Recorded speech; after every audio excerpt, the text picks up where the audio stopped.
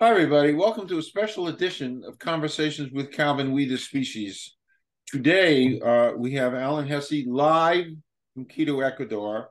He's a conservationist, he's an author, he's a climate educator, and the topic of this very brief interview is critical thinking in kids, global warming, food systems, sustainability.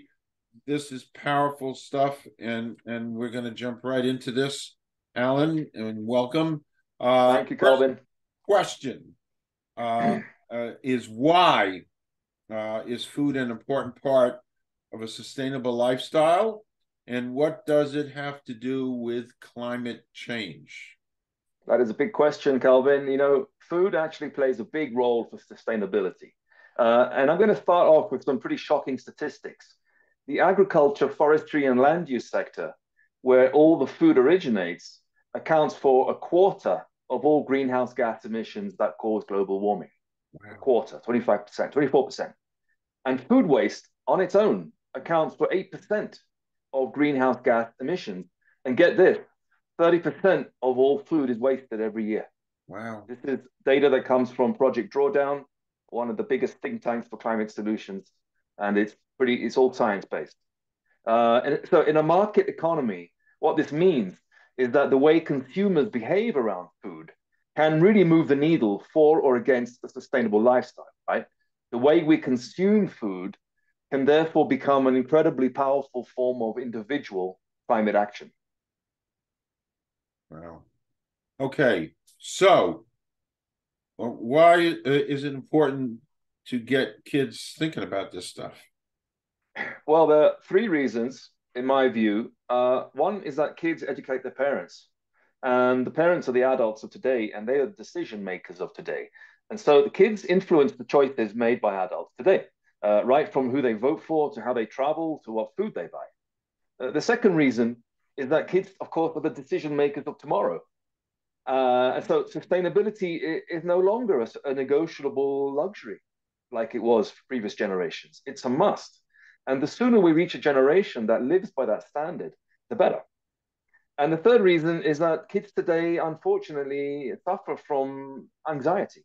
You know, it's been documented in multiple studies. They perceive an uncertain future, mass extinction, climate change, habitat loss, wildfires, floods.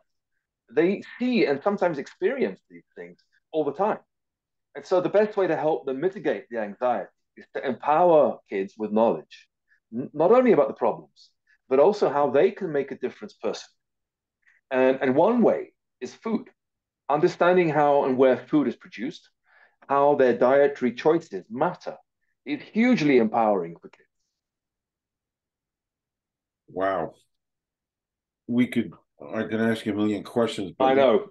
it's in comments. But let's move on because we're doing this quickly. So, how do you go about bringing this subject of food systems and climate change to kids?